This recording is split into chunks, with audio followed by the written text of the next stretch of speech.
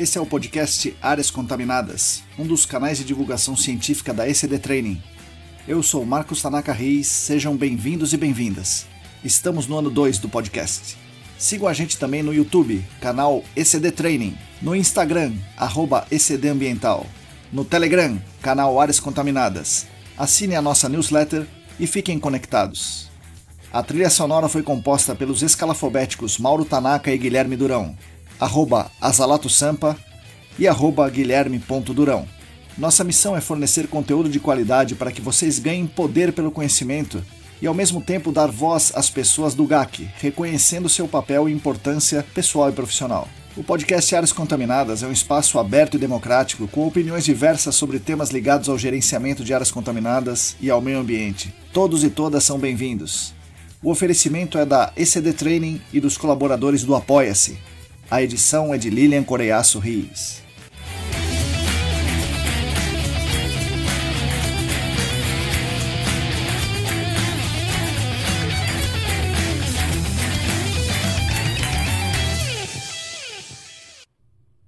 Olá pessoal, para todo mundo que está lavando a louça, lavando as verduras, dirigindo o carro, atualizando o Windows, bom dia, boa tarde, boa noite. Eu sou Marcos Tanaka Reis e esse já é o episódio número 63 do podcast Áreas Contaminadas. Ele é o 28º da segunda temporada, editado por Lilian Coreiaço Rios e oferecido pela ECD Training e pelos nossos colaboradores do Apoia-se. Agradeço demais a companhia de todas e todos. Os nossos canais são mantidos com a ajuda financeira dos nossos colaboradores no Apoia-se. Quem quiser e puder contribuir financeiramente conosco será muito bem-vindo e muito bem-vinda. Estará ajudando, além de mim, toda a nossa comunidade, garantindo a continuidade dos conteúdos gratuitos para todas e todos aqui no podcast e também na newsletter. Para fazer essa contribuição financeira, é só acessar o site apoia.se/ecdambiental e seguir as instruções que estão colocadas lá. Gostaria de deixar público meus agradecimentos aos nossos colaboradores atuais, que são Ábila de Moraes, Alain Humberto, Átila Pessoa, Bruno Fiscook, Bruno Bezerra, Calvin Yost, Cristina Maluf, Denise Oliveira, Diego Silva, Fabiano Rodrigues, Felipe Ferreira, Gilberto Vilas Boas, Heraldo Giachetti, João Paulo Dantas, Joyce Cruz, Larissa Gaudiano, Larissa Macedo, Leandro Freitas, Leandro Oliveira, Lilian Puerta, Luana Fernandes, Luciana Vaz, Marina Mello, Roberto Costa, Rodrigo Alves, Sérgio Rocha, Solene Sampaio, Tamara Dias, Tatiana Citolini, Wagner Rodrigo, William Taquia e mais 7 apoiadores anônimos.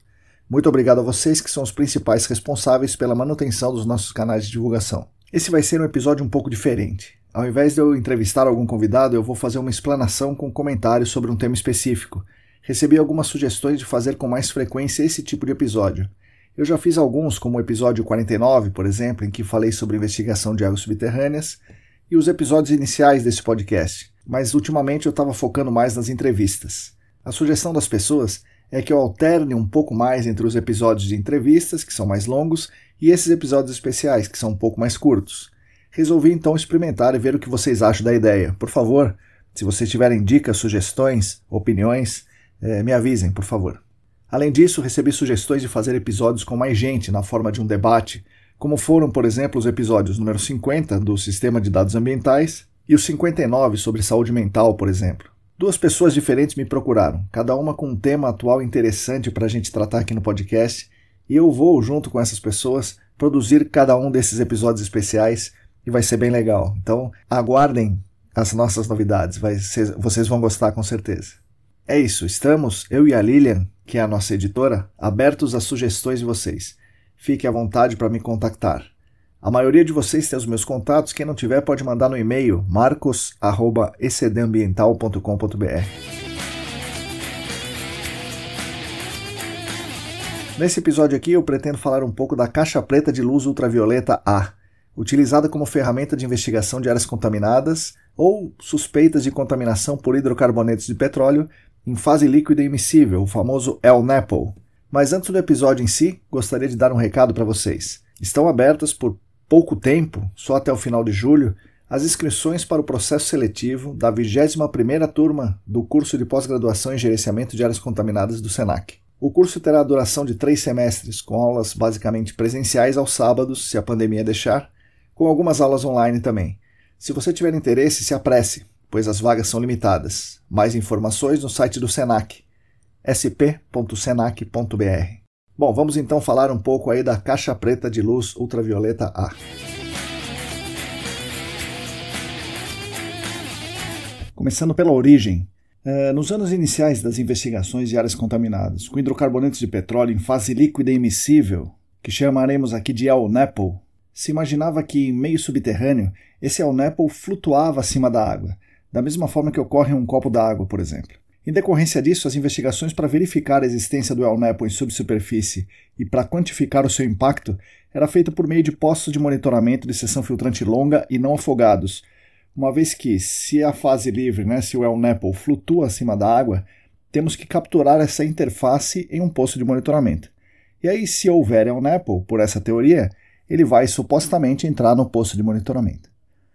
No entanto, já se sabe há um bom tempo que a coisa não funciona assim, pois não temos um copo d'água lá embaixo e nem tampouco temos um imenso lago, mas sim nós temos um meio poroso e heterogêneo. Esses poros são bem pequenos, e há várias interações ocorrendo entre o meio físico, os grãos, a água, o El-Nepo, o ar, existem flutuações de nível d'água, entre outras coisas. Dentre elas, provavelmente a mais importante seja a tensão superficial. Bom, basicamente, somente uma pequena parcela do El-Nepo consegue efetivamente se mover. E essa pequena parcela depende da pressão de entrada, ou seja, da altura da coluna de El-Nepo, depende do próprio produto e, algo muito, muito importante, depende do meio. Quanto menor os poros interconectados, ou seja, quanto menos poros interconectados tiver aquele meio, mais difícil é para o El-Nepo se mover. Então você já consegue imaginar que em solos siltosos ou argilosos é muito difícil do El-Nepo se movimentar. E aí, se o El-Nepo não se move, a primeira implicação é que ele não entra no posto de monitoramento com facilidade, pelo menos não com a facilidade que a gente imagina que ele entre. A outra implicação é que, se por algum motivo ele atingir porções inferiores, ele não sobe mais. Como é que ele atingiria porções inferiores? Calma aí, vamos falar disso aí. Imagine que haja uma seca prolongada, estamos nesse momento agora, e essa seca prolongada cause um rebaixamento do nível d'água. O El-Nepo, nesse caso, ele vai migrar lentamente para baixo, ele vai descer, uma vez que ele vai ocupar os poros, ele tem pressão suficiente para expulsar o ar dos poros e ocupar o lugar do ar naqueles poros. Antes ele não fazia isso porque aqueles poros tinham água e era muito difícil para o El-Nepo tirar a água daqueles poros. Mas o ar ele consegue ocupar com facilidade, então ele vai migrando para baixo. E aí, quando o nível d'água sobe novamente, o El-Nepo fica lá, pois a água é o fluido molhante, ou seja, a água tem preferência em andar pela parede dos poros. Então a água sobe, o nível d'água sobe, mas o El-Nepo não sobe. Isso é importante. O El-Nepo não sobe, a água ocupa a parede e passa pelas gotas do El-Nepo e deixa esse produto lá, imobilizado na zona saturada. Então, há El-Nepo na zona saturada, isso é muito importante. Existe El-Nepo na zona saturada e não é pouco. E esse El-Nepo está imóvel. Se ele está imóvel, ele não vai entrar no seu posto de monitoramento.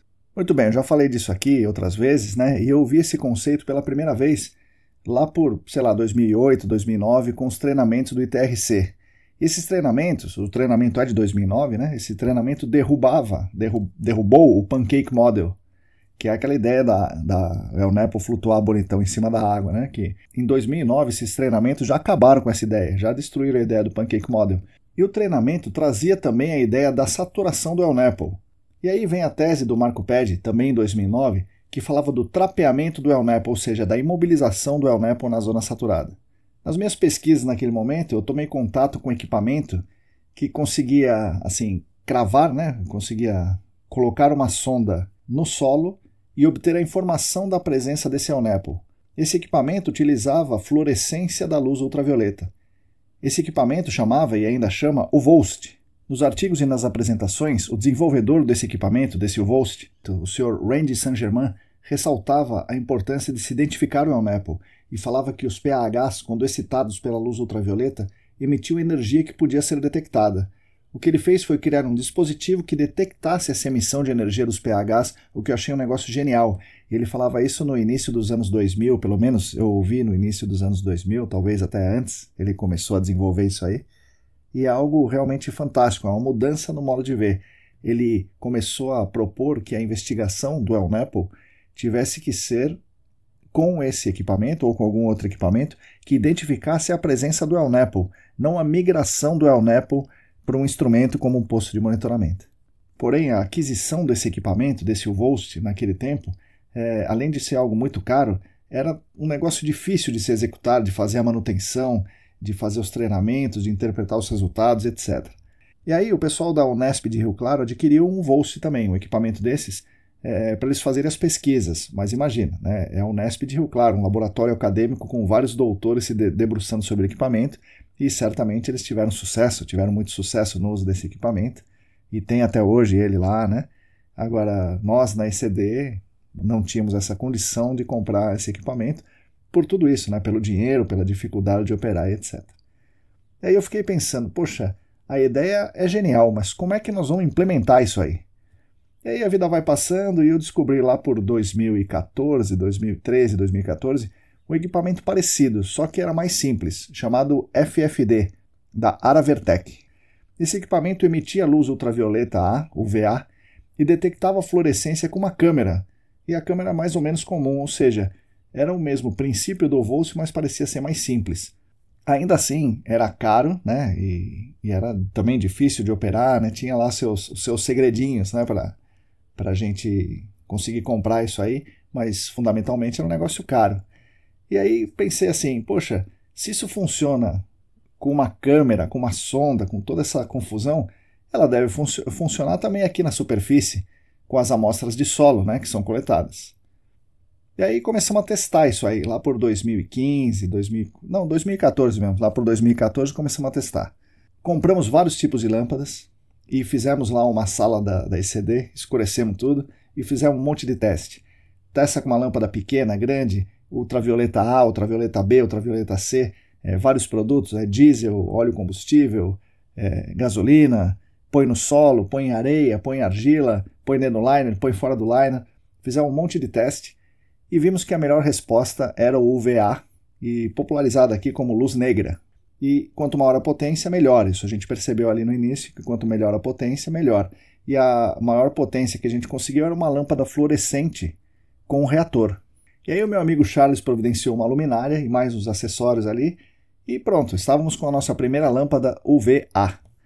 E aí nós demos a sorte, no final de 2014, de trabalhar em um caso de uma fábrica de óleo lubrificante. E utilizamos essa luminária que o Charles fez como um screening para selecionar as amostras que seriam enviadas ao laboratório. Então a gente coletava as amostras de solo com dual tube, no liner e tal, fazia um screening com esse ultravioleta, né, na sala escura, colocamos a luminária, acendemos a luz ultravioleta, identificamos, o El Nepal está aqui, o El Nepal está ali, e pegava essas amostras e mandava para o laboratório. Só que nessa fábrica tinha uma sala escura, né, e o resultado aí foi fantástico, foi um resultado muito bom. O resultado dessa varredura e as confirmações com as análises de laboratório foram publicadas na revista Interfaces e apresentado em congressos como o CBGE. Foram realmente resultados muito bons. Além da correlação ótima entre o produto observado com a luz UV e os resultados do laboratório, pudemos ver nesse caso assim com muita clareza que há Ion Apple trapeado, ou seja, há Ion Apple armazenado, imobilizado na zona saturada. Isso, naquele caso, representava boa parte da massa. E, certamente, em outros casos também representa boa parte da massa. Especificamente ali naquela fábrica, mais de 80% da massa estava armazenada na zona saturada. Postos de monitoramento não identificariam, como acabaram não identificando mesmo, toda essa massa. Não havia o que convencionamos chamar de fase livre em nenhum posto de monitoramento instalado, e foram vários. Então, o normal seria dizer que a área, né, se não tivéssemos feito toda essa investigação, o normal seria dizer que a área estava livre de Ion Apple, quando na verdade a estimativa de massa apontou para toneladas de Ion Apple imobilizado, eram toneladas, e se a gente investigasse com um posto de monitoramento, chegaríamos na conclusão que não tem Ion Apple, quando tínhamos toneladas. Imaginam o erro na tomada de decisão.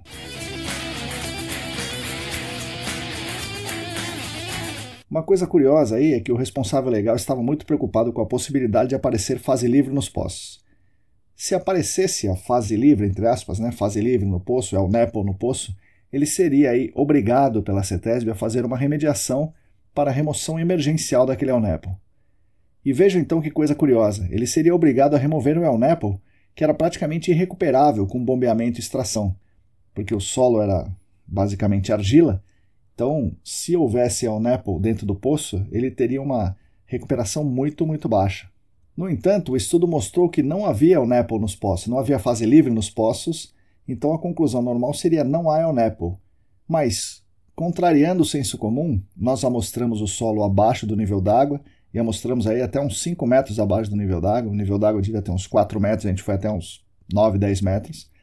Encontramos uma massa enorme de EONAPPLE trapeada. Em tese, o responsável legal não seria obrigado a fazer nada, porque essa massa não apresentava risco à saúde humana, não libera compostos voláteis e particiona muito pouco para a água subterrânea. Porém, um trabalho convencional diria que a área está livre de contaminação, mesmo com toneladas de óleo armazenado no seu subsolo. A caixa preta de luz UVA, então, ajudou nesse diagnóstico, obviamente em conjunto com a amostragem de solo bem feita, representativa, feita com dual tube na zona saturada e com o envio de muitas amostras para o laboratório, fugindo do velho e errado paradigma de coletar no maior VOC e na franja e mandar para um laboratório. Se tivéssemos feito isso, o resultado era que não temos contaminação. Só que, lembrando, tínhamos toneladas. E se, por azar ou sorte, sei lá, do responsável legal, tivesse aparecido fase livre no posto de monitoramento, ele seria obrigado a remediar. Com essa investigação, percebeu-se que não tinha como remediar e talvez não, e não seria necessário remediar, já que aquela massa não apresentava risco à saúde humana. Porém, a massa estava lá, foi quantificado, foi delimitado, foi feito um estudo bem grandioso ali. Como não apresenta risco, o responsável legal não foi obrigado a fazer nada. A consultoria na época propôs um monitoramento, provavelmente o caso foi encerrado, mas foi uma investigação assim, muito robusta e que deu um subsídio técnico muito importante para a consultoria, para o responsável legal e também para a CETESB. Agora, imaginem vocês em quantos casos isso aí não ocorreu. Em quantos casos a área não foi liberada, digamos, por uma mudança de uso? E aí, nós pensamos o seguinte, não é sempre que nós temos uma sala escura aqui, adequada para trabalhar, legalzona, que nem nessa fábrica aqui. Como nós podemos recriar esse ambiente escuro em qualquer lugar? Pensamos muito nesse problema e tivemos lá na ECD a ideia de criar uma caixa que fosse escura. Eu não lembro muito bem de quem foi a ideia, mas lembro das execuções dos protótipos, Também das tentativas e dos erros, até chegar naquele modelo final, que na verdade nunca é final, A gente sempre está mexendo em alguma coisa. E dessa construção aí dos protótipos participaram meu pai Manuel, meu irmão Mauro e principalmente os meus amigos Charles Oliveira de Jesus e o Gilberto Wagner.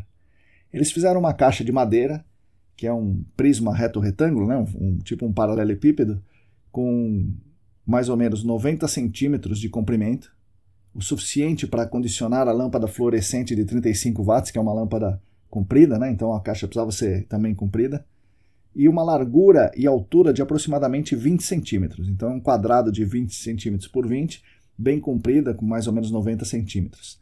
A lâmpada e o reator, como é uma lâmpada fluorescente, ela precisa de um reator, é bom lembrar disso, a lâmpada e o reator ficam presos na face superior, que é também uma tampa, que tem uma dobradiça, tem um fecho frontal e tem uma alça na parte superior aí, externa para a gente poder carregar, Então essa é a tampa. Eu gostaria de fazer um parênteses importante aqui. A potência da lâmpada importa muito. Muitos alunos, e eu mesmo, testamos outros tipos de lâmpada de UVA, como LEDs pequenos, LEDs médios, lâmpada de LED, lâmpada incandescente e outras coisas. Mas nenhum desses equipamentos, nenhum dessas fontes fornece energia suficiente para uma boa excitação das moléculas dos PAHs. Então, para poupar trabalho de todos vocês, um conselho importante, utilizem lâmpadas com a maior potência que vocês conseguirem. Bom, voltando à construção da caixa. Nós fizemos 2 furos nas laterais, que são quadrados. Fizemos 2 furos nas laterais com diâmetro suficiente para permitir a entrada do liner.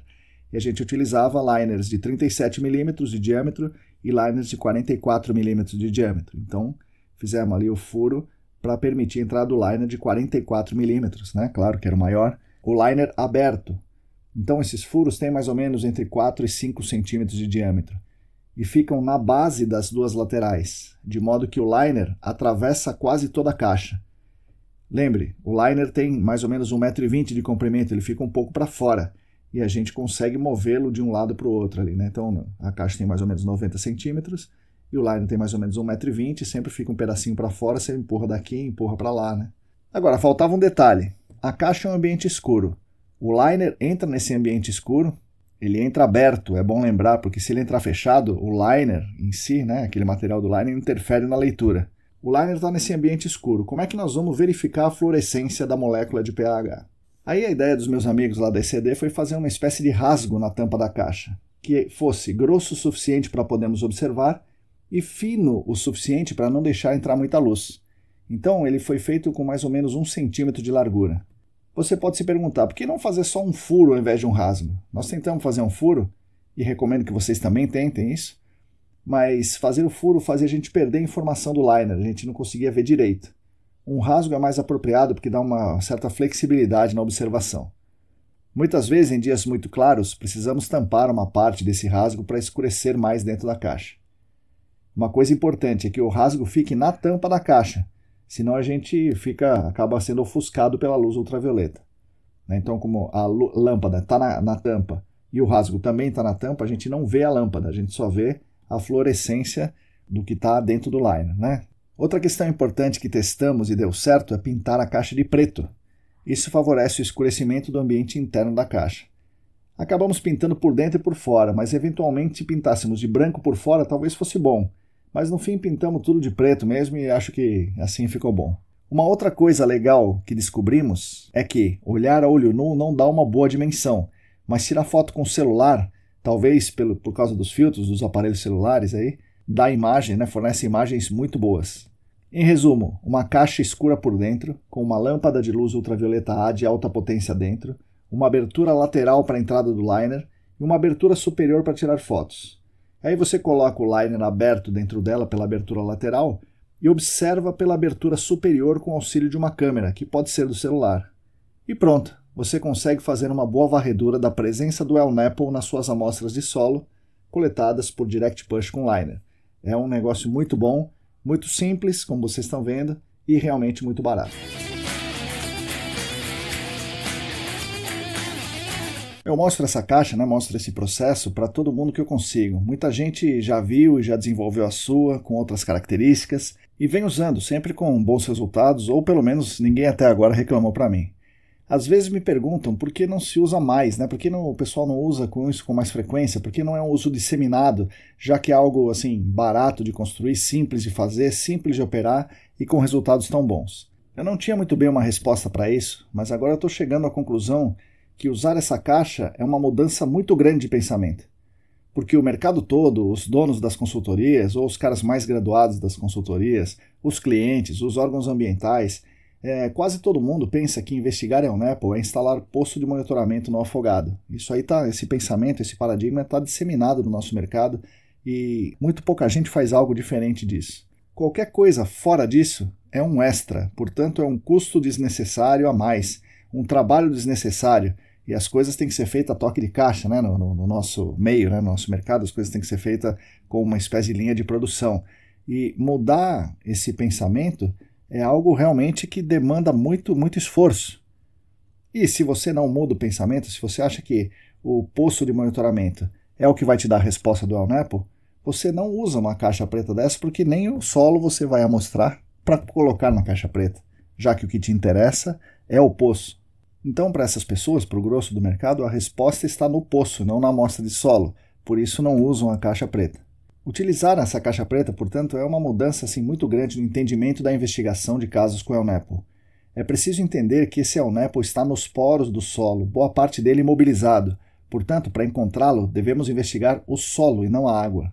E aí, como investigar, né? Como fazer essa investigação aí do solo? Os artigos aí desde o início dos anos 2000, a EPA na primeira metade da década de 2000, né? E referendado tudo pelo ITRC em 2009, indicam o uso de ferramentas de aquisição de dados em tempo real que identifique a presença do El Napple. Nesse momento, 2009, a ferramenta disponível era o VOST. Posteriormente, como já mencionei, veio o FFD e, por fim, aí, nos últimos 5 anos, mais ou menos, a Geoprobe lançou no mercado o OIP, ou OIP. Eu chamo de OIP, muita gente chama de OIP, mas enfim. O OIP funciona basicamente como uma fonte de luz ultravioleta, no caso deles é um LED de alta potência, e ele captura a fluorescência com uma câmera. São muitos os estudos utilizando uma dessas ferramentas, o VOST ou OIP, em menor escala o FFD, que mostram inequivocamente que é uma grande massa de El Napple imóvel, que não entra nos postos de monitoramento. E boa parte dessa massa está na zona saturada. Portanto, para investigar e identificar o El-Nepal, você precisa utilizar alguma coisa que identifique o El-Nepal, né? Então você precisa de uma ferramenta adequada para aquilo que você está fazendo, e o posto de monitoramento não é essa ferramenta adequada. E aí, se eu não tenho o OIP, se eu não tenho o VOST, e se eu não tenho o FFD, o que eu faço? Postos de monitoramento? E foi aí que nós decidimos criar o equipamento, né, que fosse simples e comparativamente muito mais barato para fazer essa investigação adequada. Portanto, repito mais uma vez aqui para vocês, amostrar o solo.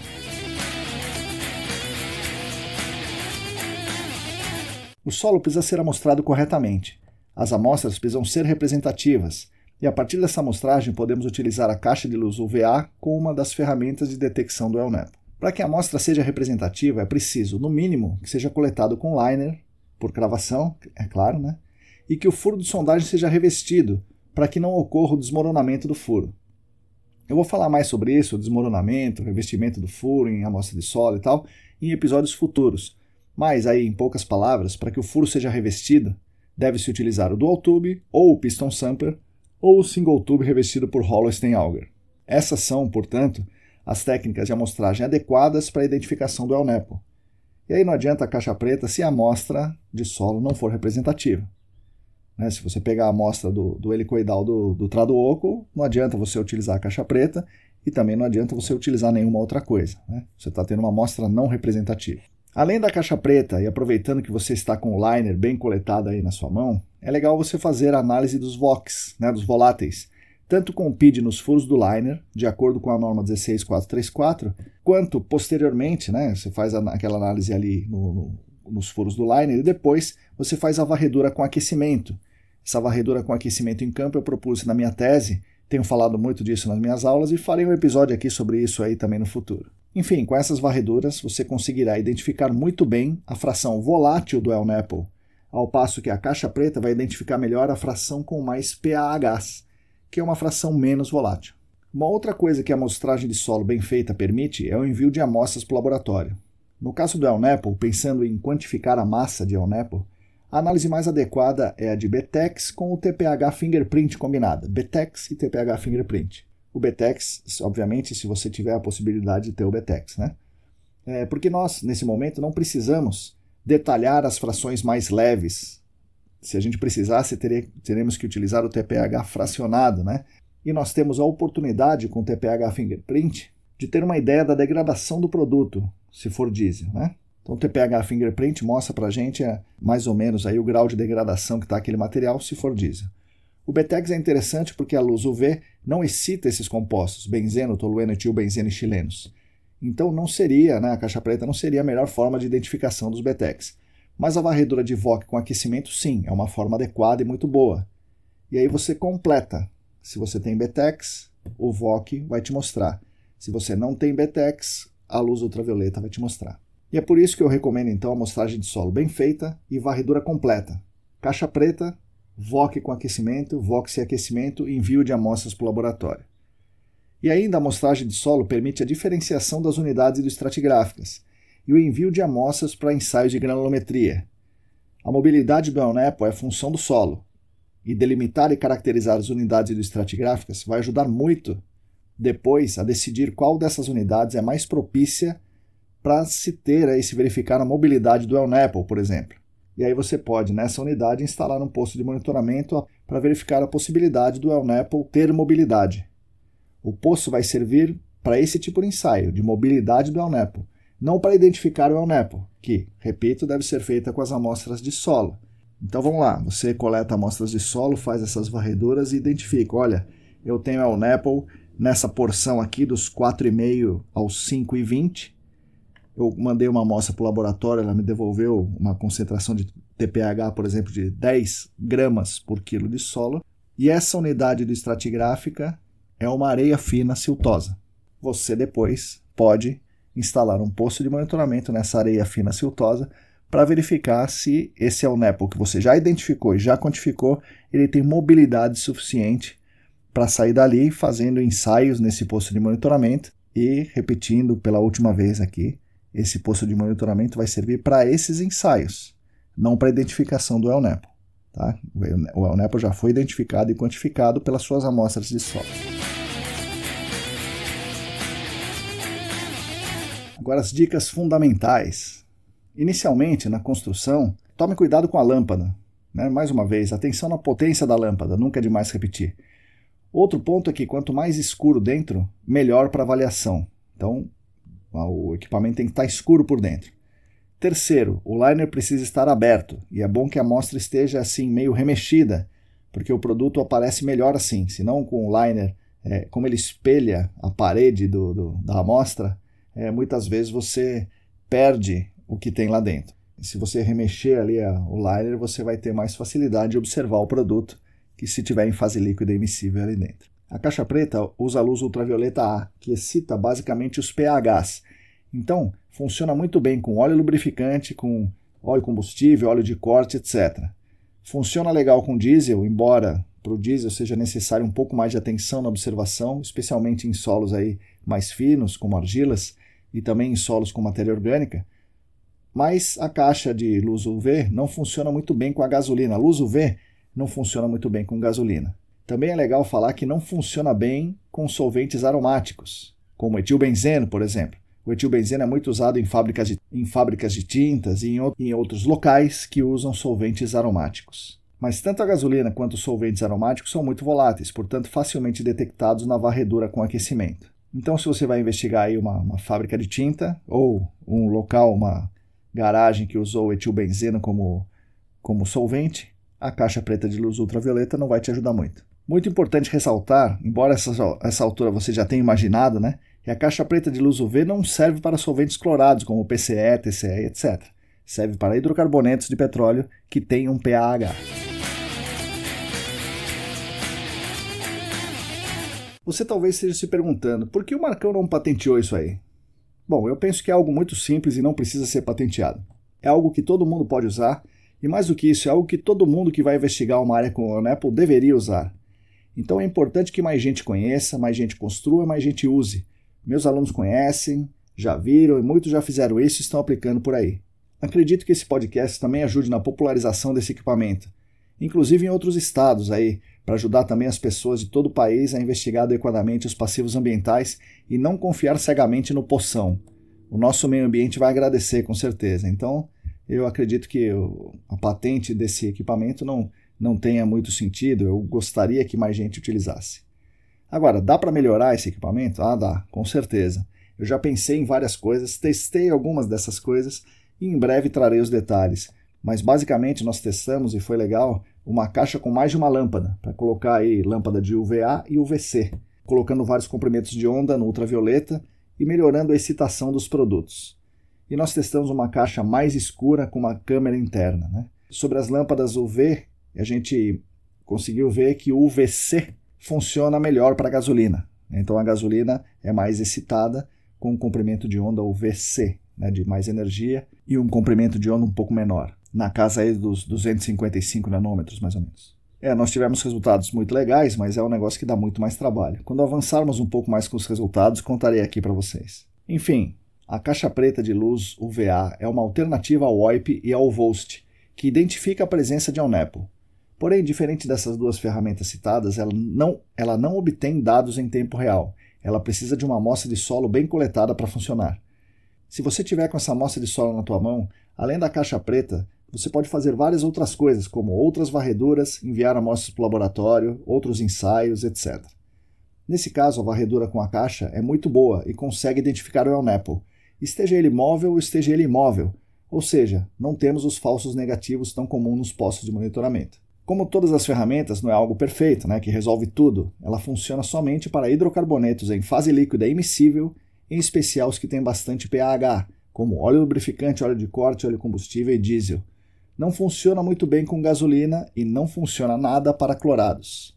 Qualquer dúvida que vocês tiverem aí na construção, no uso, na interpretação, é só entrar em contato.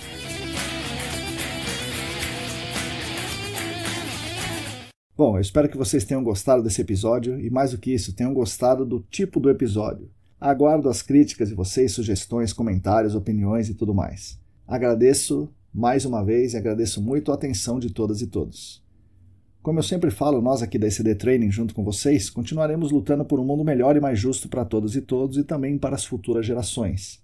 Sigam a gente por aí nas redes, no Facebook, no YouTube, no Telegram, no Instagram. Assinem a nossa newsletter e fiquem conectados. Somos atualmente em 375 assinantes da newsletter, 325 inscritos no canal do Telegram, 745 inscritos no canal do YouTube, 668 seguidoras e seguidores no Instagram. Repetindo aqui, se você quiser e se você puder, contribua financeiramente com a gente na nossa campanha do Apoia-se. O site é apoia.se/ecdambiental. A todos e todas vocês, muito obrigado e até a semana que vem.